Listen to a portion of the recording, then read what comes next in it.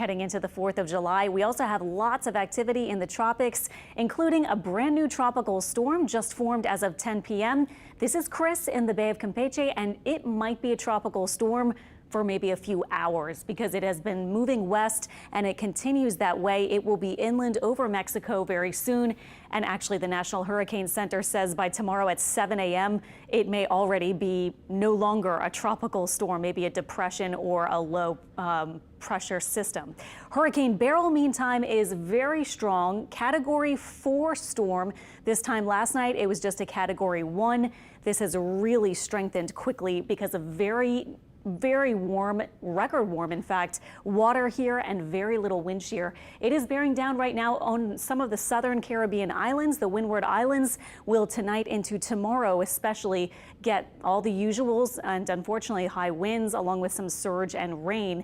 Then Beryl continues across the Caribbean Sea and emerges around the Yucatan area or southwestern Gulf of Mexico by the end of this week. So obviously we'll be tracking this really closely, but it does look like it will take this more westerly path that we've actually seen several systems take lately.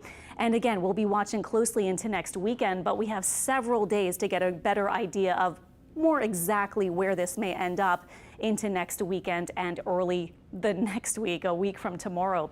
It will face some wind shear. That's these brighter colors here in the central and western Caribbean Sea. The models are in fairly good consensus with this, and they do bring it into the southwestern Gulf. If it does take this slight curve eventually, and this would be a week plus from now out to the northwest, that would be around a high, which may be weakening at that point, may shift just a little bit to the east, and that's what would allow that slight northwest curve, possibly into northern Mexico or southern Texas. We will see, but at this point, it looks like that may be the general trend that we've seen lately with Beryl as well. Strongest June hurricane on record in the Atlantic Basin, the earliest Category 4 storm in the Atlantic Basin on record. The winds went up 45 miles per hour since last night, so it has just been a monster storm. And there's another system behind it. That one, if it does form up in the next few days, would likely get the name Debbie. So we have these 3 areas, one not going to be much of a thing in the next maybe day or so. By Thursday, though, we could have 2 systems possibly in the Caribbean Sea. First would be Beryl and then potentially Debbie.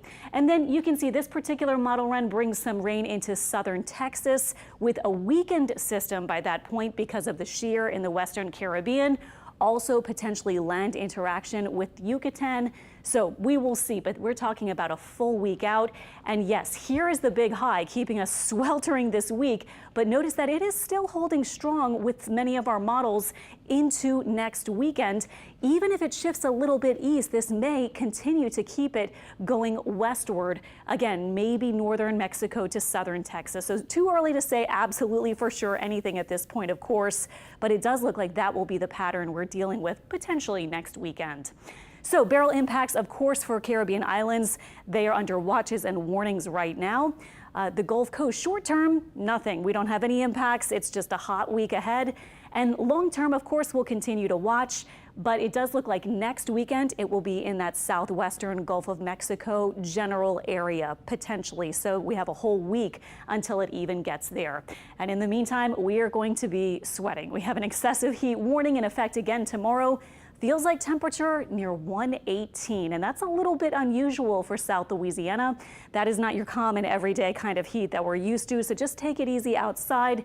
If you do have to work or do something strenuous tomorrow, it'll be very muggy, plus high temperatures. 70s to 80s is what we have now, feeling like up to 103 still at the lakefront. Any rain dwindling this evening and tonight, but tomorrow we do have a decent chance for some scattered rain. The rest of the week, the scarcer rain forecast comes into play, although isolated showers and storms will be possible into the 4th of July and into next weekend. The Pelicans